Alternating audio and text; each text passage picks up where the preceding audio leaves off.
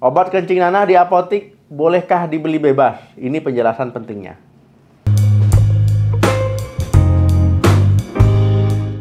Assalamualaikum warahmatullahi wabarakatuh. Halo teman sehat, jumpa lagi dengan saya Dr. Sadap Ismail. Setelah kemarin kita bahas bahwa kencing nanah tidak bisa sembuh sendiri dan tidak ada obat alaminya yang terbukti ya. Sekarang muncul pertanyaan lain yang juga sangat penting. Apa saja obat kencing nanah yang bisa dibeli di apotek ya? Orang mungkin berpikir, bisakah saya langsung ke apotek saja tanpa ke dokter? Ya langsung beli obatnya tanpa resep dokter. Pertanyaan ini sering muncul karena banyak orang yang merasa malu atau tidak punya waktu ke dokter ya. Mereka berharap bisa langsung mendapatkan obat tersebut di apotek ya, tinggal beli, bayar, ya dapat obatnya. Nah, tapi untuk masalah kesehatan serius seperti kencing nanah ataupun gonore ya, ini masalah serius nih teman-teman ya, bukan main-main ini. Ada beberapa hal yang perlu diketahui dan juga harus diketahui bersama ya teman-teman sebelum memutuskan untuk membeli obat di apotek ya harus pahami hal ini. Nah, di video kali ini kita akan mengupas tuntas tentang obat-obatan kencing nanah yang tersedia di apotek, tapi dengan penekanan pada hal ini ya. Obat ini harus dengan resep dokter ya karena berbahaya membeli obat tanpa resep. Ini penting banget biar teman-teman tidak salah langkah ya, terhindar dari bahaya resistensi antibiotik dan juga bisa sembuh dengan baik. Tonton sampai habis. Mengapa obat kencing nanah nggak boleh dibeli bebas di apotek? Nah, teman sehat mungkin belum tahu ya, obat untuk kencing nanah ini tidak boleh dibeli secara bebas di apotek tanpa resep dokter. Ada beberapa alasan kenapa begitu ya. Yang pertama ya ini antibiotik ya, bukan obat flu, bukan obat batuk biasa ya. Nah, ini adalah kencing nanah disebabkan oleh bakteri. Jadi obatnya adalah antibiotik. Nah, antibiotik ini adalah obat keras yang penggunaannya harus sangat hati-hati. Ya dokter pun hati-hati ya, takut juga dia sembarangan kasih obat antibiotik. Nah, jadi teman-teman kalau digunakan sembarangan, ini bisa menimbulkan masalah besar. Yang kedua, resiko resistensi ataupun ya kebal antibiotik. Nah, bahaya yang paling serius adalah bakteri Neisseria gonorrhoeae. Nah, jadi adalah bakteri penyebab kencing nanah ya. Nah, ini bisa menunjukkan resistensi ataupun bisa nanti jadi resisten ya. Jadi dikasih antibiotik itu dia nggak mempan, nggak mati-mati, dia kebal ya. Nah, jadi berkata obatnya itu jadi main-mainan dia. Nah, ini bahaya teman-teman. Ya karena teman-teman ya kalau beli obat sendiri di apotek itu dosisnya ya mungkin nggak tepat, jenisnya nggak sesuai, durasi pengobatannya itu nggak tahu ya, ataupun nggak cukup nanti. Nah, ini nanti teman-teman ya bakterinya makin resisten ya, nanti kalau ketemu sakit yang sama di masa depan itu sulit diobati. Nah, bahkan nanti kesulitan untuk memilih antibiotik yang bisa ngobati gonorrhea tadi ataupun kencing nanah tadi. Nah, jadi jangan sampai hal ini merugikan kamu ataupun merugikan masyarakat. Yang ketiga, dibutuhkan diagnosa yang akurat. Jadi gejala kencing nanah ini bisa mirip dengan infeksi menular lainnya ya, chlamydia atau infeksi saluran kemih. Jadi hati-hati ya. Dokter itu perlu melakukan pemeriksaan yang jelas, ya tes laboratorium yang jelas untuk memastikan diagnosa yang benar. Nah, jadi kalau salah diagnosa, ya salah penyakit, ya nanti obatnya juga bisa keliru. Jadi obat itu harus disesuaikan dengan penyakit. Ya, jadi obat yang kamu beli di apotek tentu nggak efektif ya karena bisa saja salah. Yang keempat, penanganan komplikasi dan penyakit penyerta.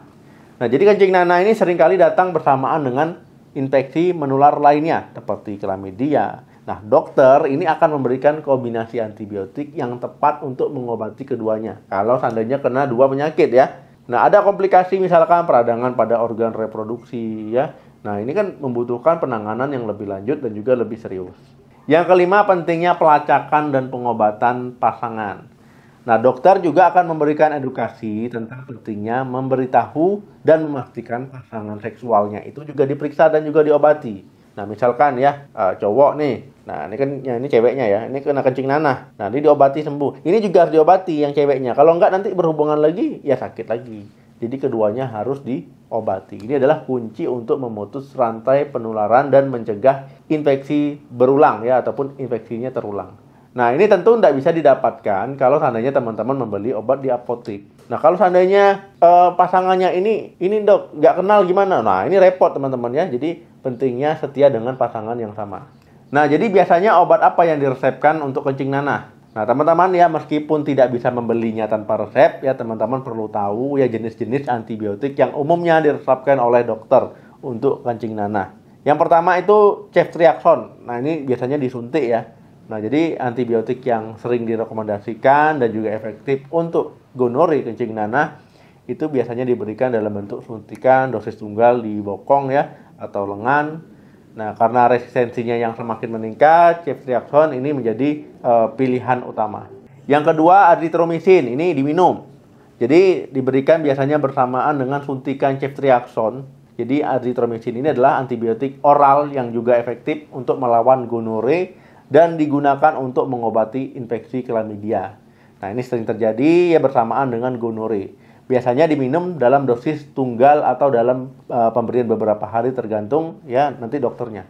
Yang ketiga, doxycycline. Ini diminum juga ya.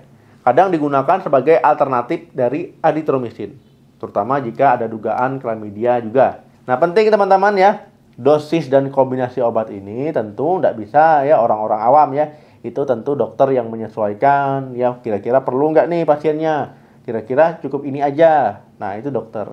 Jadi disesuaikan dengan tingkat keparahan dari infeksi ya, pola resistensi bakteri di wilayah tertentu misalkan. Jadi jangan pernah berasumsi bahwa antibiotik yang sama akan efektif untuk setiap kasus ataupun setiap orang. Apa yang terjadi kalau seandainya teman-teman beli antibiotik ataupun obat tanpa resep? Nah, kalau teman-teman nekat nih beli antibiotik tanpa resep nih ya untuk kencing nanah di apotik. Kebetulan apoteknya agak nakal ya, mau dia jualnya. Nah, itu pertama pengobatannya bisa gagal ya, bakterinya nggak mati sepenuhnya, kemudian gejalanya mereda sebentar, lalu kambuh lagi. Yang kedua, resistensi antibiotik. Jadi bakterinya jadi kebal ya, jadi kuat ya. Jadi pengobatan yang sama di kemudian hari nanti nggak mempan ya, bahkan lebih sulit diobati. Yang ketiga, komplikasi. Jadi infeksinya bisa menyebar ke organ lain ya, ke organ reproduksi lain, bisa mandul ya, bisa nanti masalah sendi, masalah jantung, masalah otak, malah bahaya. Yang keempat, penularan berlanjut. Nah, nanti teman-teman bisa menularkan ke orang lain nih. Nah, yang kelima, efek samping tidak terpantau. Nah, teman-teman ya, obat itu kan ada efek sampingnya. Nah, jadi teman-teman kalau seandainya mengalami efek samping obat tanpa tahu cara mengatasinya kan jadi repot ya. Nah, ini penting kenapa obat itu harus dari dokter. Kesimpulannya, mencari obat kencing nanah di apotik tanpa resep dokter adalah langkah yang sangat berbahaya dan sangat tidak direkomendasikan.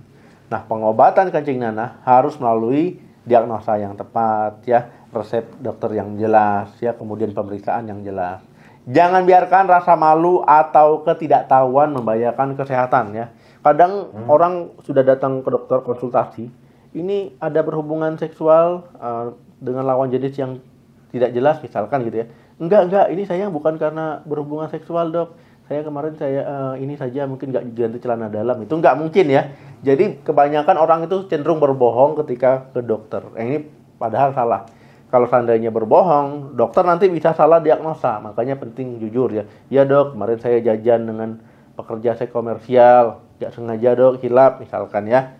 Nah, itu balik-balik langsung kencing nanah. Nah, kalau jujur begitu kan dokter tahu, oh penyakitnya ini, obatnya ini, begitu ya. Jangan sampai nanti rasa malu jadi bohong, nanti salah diagnosa yang disalahkan dokter.